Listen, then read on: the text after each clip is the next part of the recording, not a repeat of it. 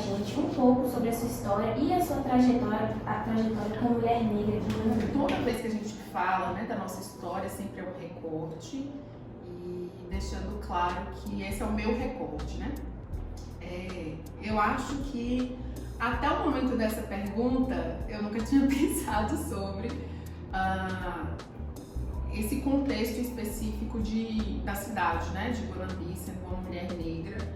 Particularmente, acho que também um pouco por falta, de algum modo, de letramento também, né, da questão racial.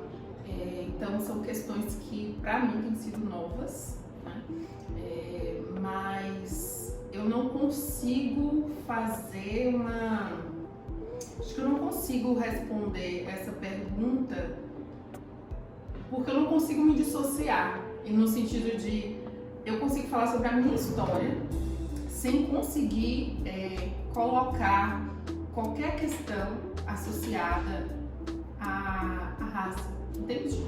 Então eu não parei para pensar sobre isso. Hoje eu entendo essas questões, então talvez justamente porque em momento nenhum eu estava reparando sobre isso, eu não consigo responder essa pergunta. Eu sei falar sobre a minha trajetória, mas não consigo linkar ela com a questão de eu ser negra. Eu acho que eu sempre linkei com a questão de ser mulher. E aí, por isso que eu falei, essa pergunta me pegou de surpresa, assim, eu não saberia dizer especificamente em relação a ser mulher negra, mas em relação a ser mulher, a minha trajetória como mulher. Nesse ponto, aí eu não consigo te responder. Seguindo a mesma linha de raciocínio, eu queria saber, te perguntar, quais foram os principais desafios que a senhora enfrentou para buscar esse reconhecimento e essa visibilidade aqui na comunidade? Eu acho que eu sempre entendi que o meio para alcançar qualquer reconhecimento seria os estudos. Então, foi a isso que eu me dediquei, eu enxerguei, né, na minha formação acadêmica o meio de conseguir sair da invisibilidade. E aí essa invisibilidade, ela não é só no sentido intelectual, que a academia ela traz muito a questão intelectual, né? Mas também financeira, econômica, social. Eu sou de uma família humilde, sou a primeira a entrar na faculdade da minha família. Então, eu acho que foi por meio disso, assim. O estudo foi o que eu enxerguei como possibilidade.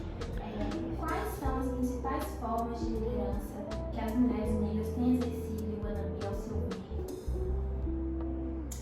Então, eu acho que eu consigo pensar em microambientes, eu não consigo visualizar essa liderança no aspecto mais amplo. Então, eu sei de exemplos, conheço pessoas que dentro das suas comunidades, em núcleos menores, conseguem ter esse papel de liderança. Mas, colocando no aspecto, no contexto amplo de Guanambi, não. Só repete a primeira parte da pergunta. Quais são as principais formas de liderança? Sim. Então, o que eu sempre vivenciei foram lideranças comunitárias, né? Então, associada realmente a núcleos pequenos, envolvia política, mas não uma política, digamos, oficial, então membros, líderes de associação, ou mulheres com projetos de empoderamento para outras mulheres, aí nesse sentido, essas lideranças. Como você vê o papel das mulheres negras na transformação social e política da região? Então,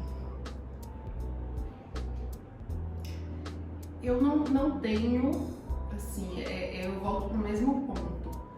Eu não consigo enxergar isso de uma forma ampla. Então, eu consigo perceber trabalhos individuais, não um trabalho talvez cooperativo de muitas mulheres, ou um trabalho mais que abrangesse, né, uma comunidade maior. Então eu acho que realmente é como se fosse o trabalho de formiguinha. Aí eu vejo essas mulheres fazendo bem o trabalho de formiguinha, assim. Como a educação tem sido um instrumento de empoderamento para as mulheres negras nas comunidades? Eu acho que tem sido o principal instrumento, e aí eu tiro a minha própria história, né, como exemplo. eu acredito que a educação ela é o meio pelo qual, de modo geral, o sujeito consegue se enxergar, né? E que para a mulher a gente sabe que é sempre mais difícil, né? Eu acredito que para a mulher negra seja 4 vezes mais difícil, né? Porque a gente primeiro se coloca, né, como mulher, como negra, então a gente tem que vencer essas barreiras. A educação, eu acredito que tem sido o meio por conta do acesso, né? Que ele é mais facilitado.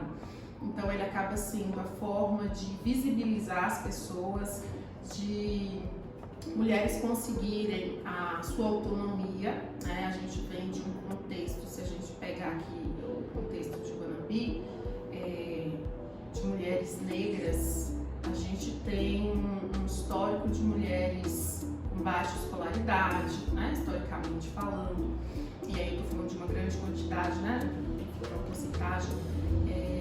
Então, a escolaridade, a educação, ela tem sido um instrumento de pertencimento a um meio. É um momento em que talvez muitas mulheres comecem a se enxergar dentro da sociedade, pertencendo, ou mesmo como instrumento de criticidade, por exemplo, em relação a questões de raça e de gênero, né? Então, na minha época, não, por exemplo, essas discussões não eram tão, elas não chegaram, vou colocar dessa forma, elas não chegaram, não vou dizer que elas não existiam, elas não chegaram. E a perspectiva, vendo, por exemplo, o meu cenário, mulheres que eram referências, eu não tinha muito essa referência da mulher chegar a algum lugar de empoderamento, né? Era muito a questão da mulher dentro de um papel tradicional e a mulher como, de fato, né? A mulher como sendo uma segunda classe de indivíduo. Ela só era reconhecida a partir, né, de um sistema patriarcado, então a mulher ela ficava subjugada a situações financeiras, emocionais, condicionadas ao homem, né? Então, dentro do contexto que eu vivenciei, as mulheres negras sempre estavam dentro, né, desse sistema. E entrar na vida acadêmica, acho que foi a minha forma também de enxergar isso, de ter a criticidade, de ter uma perspectiva. Então, acho que a educação, ela acaba sendo, né, como eu falei, para o indivíduo, de modo universal, ela acaba sendo um meio de ascensão, mas eu diria que para a mulher negra, especialmente, ele é um meio fundamental. E quais foram as dificuldades enfrentadas pela senhora no acesso à educação? Bem, as minhas dificuldades estão mais associadas à questão financeira, né? Então, por exemplo, eu fiz um curso, optei por um curso noturno, né? Fiz um curso de licenciatura, um curso noturno.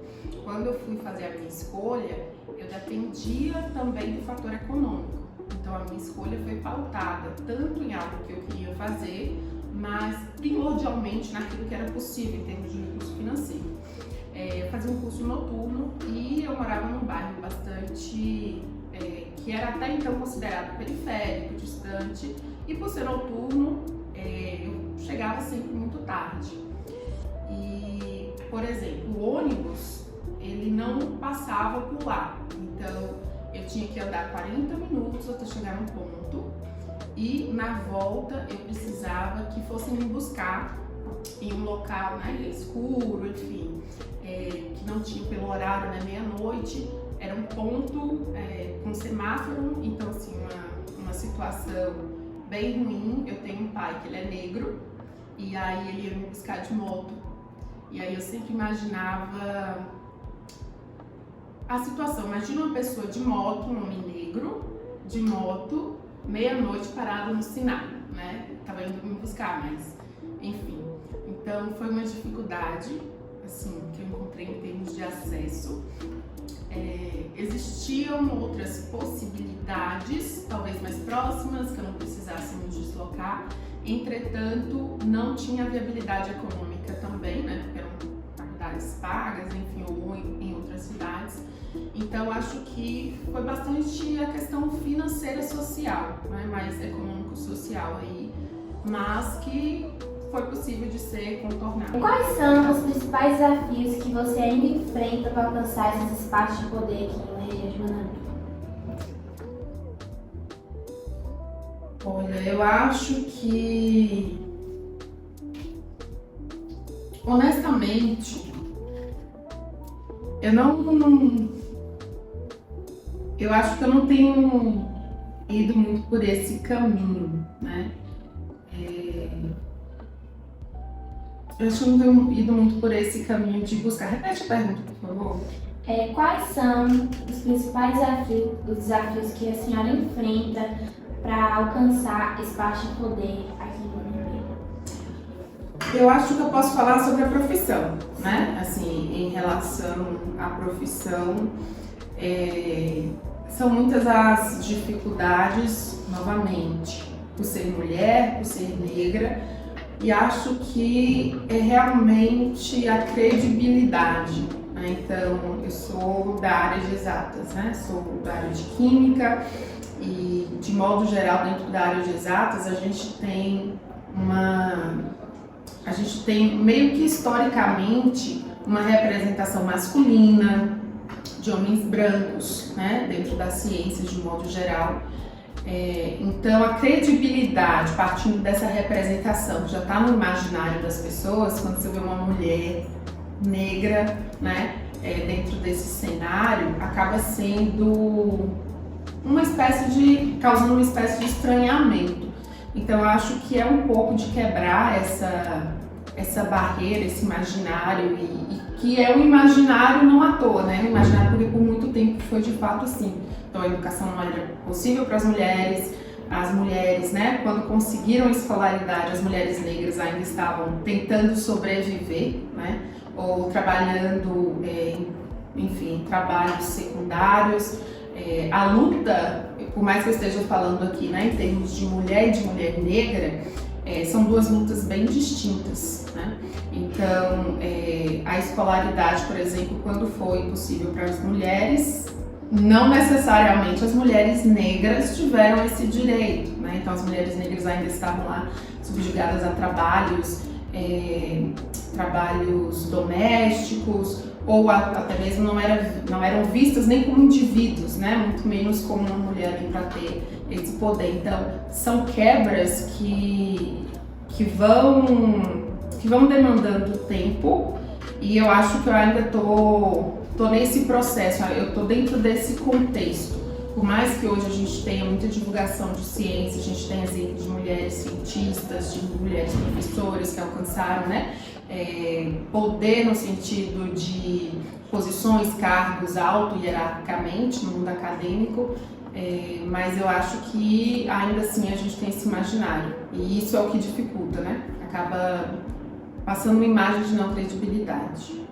Certo.